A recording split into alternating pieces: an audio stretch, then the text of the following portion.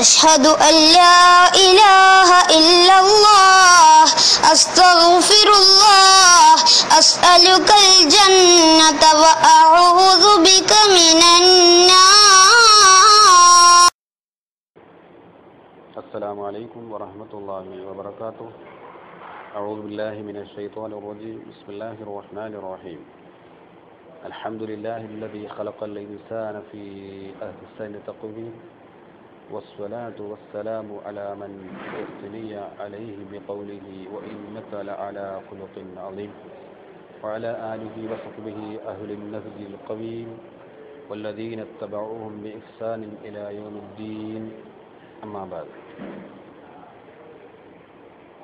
പ്രിയമുള്ള SKIC Dammam committee നടത്തുന്ന ഒരു തുള്ളി വെളിച്ചം എന്ന പ്രോഗ്രാമിൻ്റെ പ്രേക്ഷകരെ,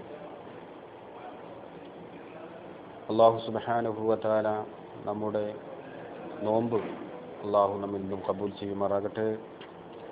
പരിശുദ്ധ റമദാൻ അനുകൂലമായി സാക്ഷി നിൽക്കുന്നവരിൽ അല്ലാഹു നമ്മെ ഉൾപ്പെടുത്തി അനുഗ്രഹിക്കുമാറാകട്ടെ. പ്രിയമുള്ളവരെ, പരിശുദ്ധമായ നോമ്പ് അതിൻ്റെ പ്രതിഫലം നഷ്ടപ്പെടുത്തുന്ന മോശമായ പ്രവർത്തനങ്ങൾ നമ്മുടെ ഭാഗത്തുനിന്നും ഉണ്ടാവാൻ പാടില്ല. ആയിഷ ബീവി റളിയല്ലാഹു തആല അൻഹയോട് നബി സല്ലല്ലാഹു അലൈഹി വസല്ലമ തങ്ങൾ ചോദിച്ചു, സല്ലല്ലാഹു അലൈഹി വസല്ലമ തങ്ങളെക്കുറിച്ച് ചോദിച്ചു, അള്ളാഹുവിൻ്റെ പ്രവാചകന്റെ സ്വഭാവം എങ്ങനെയായിരുന്നു? അവിടുന്ന് പറഞ്ഞു, കാന ഖുലുഖുഹു അൽ ഖുർആൻ. ഹബീബായ റസൂലുള്ളാഹി തങ്ങളുടെ സ്വഭാവം അത് ഖുർആൻ തന്നെയാണ്. നമ്മുടെ സ്വഭാവം നാം നന്നാക്കാൻ നാം ശ്രമിക്കണം.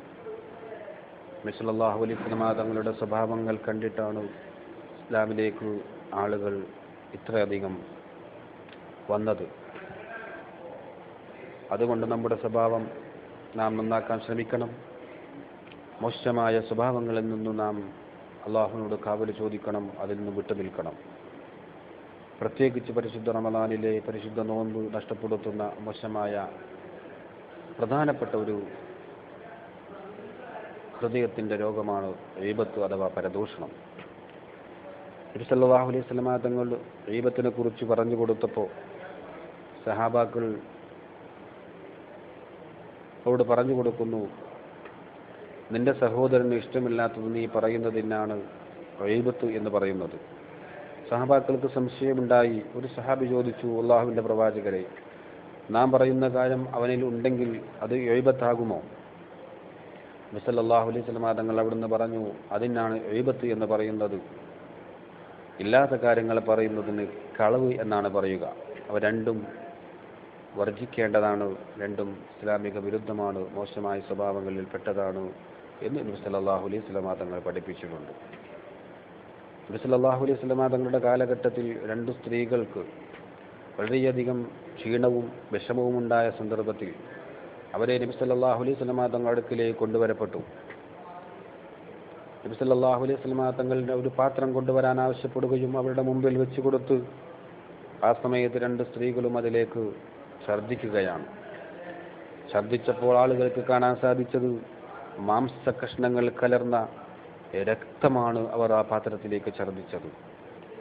എന്നിട്ട് നബി സല്ലല്ലാഹു അലൈഹി വസല്ലമ തങ്ങൾ അവിടെ കൂടിയ ആളുകളോട് പറഞ്ഞു, നിങ്ങൾ നോക്കുക, ഈ ഛർദ്ദിച്ചത് ഇവർ രാവിലെ മുതൽ വൈകുന്നേരം വരെ നോമ്പ് അനുഷ്ഠിച്ചവരാണ്, പക്ഷേ അവർക്ക് വേറെ ഒരു പണിയും ഉണ്ടായിരുന്നില്ല. അവരുടെ അയൽവാസികളെക്കുറിച്ച് മറ്റുള്ള ആളുകളെക്കുറിച്ച് മോശമായ കാര്യങ്ങൾ പറഞ്ഞ് പ്രചരിപ്പിക്കുകയും പരദൂഷണം ഗീബത്ത് പറഞ്ഞ് നടക്കുകയും ചെയ്തതിൻ്റെ പേരിൽ പരിശുദ്ധ ഖുർആനിൽ അല്ലാഹു പറഞ്ഞ അയുഹിബ്ബു അയ്യഅ്കുല ലഹ്മ അഖീഹി മൈത ഫകരിഹ്തുമു, നിങ്ങൾ നിങ്ങളുടെ സഹോദരൻ്റെ പച്ചമാംസം തിന്നുന്നതിന് നിങ്ങൾ ഇഷ്ടപ്പെടുന്നുണ്ടോ? ഇല്ല, നിങ്ങളത് വെറുക്കും എന്ന് പറഞ്ഞ ആ ഒരു തലത്തിലേക്ക് നമ്മുടെ പ്രവർത്തനങ്ങൾ കൊണ്ടെത്തിക്കുന്നതാണ് എന്ന് നബി സല്ലല്ലാഹു അലൈഹി വസല്ലമ തങ്ങൾ അവിടെ ആളുകളോട് താക്കീത് നൽകി.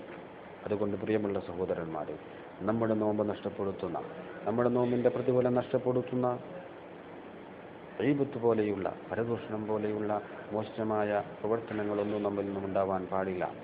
അല്ലാഹു സുബ്ഹാനഹു വ തആല നമ്മുടെ നോമ്പ് അത് ശരിയായ നോമ്പായി അല്ലാഹു നമ്മിൽ നിന്നും സ്വീകരിക്കുമാറാകട്ടെ.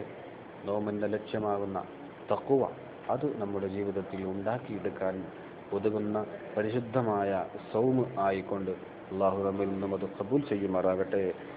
റമളാൻ അനുകൂലമായി സാക്ഷി നിൽക്കുന്നവരെ അള്ളാഹു നമ്മെ ഉൾപ്പെടുത്തി അനുഗ്രഹിക്കുമാറാകട്ടെ. وآخر دعوانا الحمد لله رب العالمين. السلام عليكم ورحمة الله. اللهم اغفر لي ذنوبي يا رب العالمين. اللهم اغفر لي ذنوبي يا رب العالمين.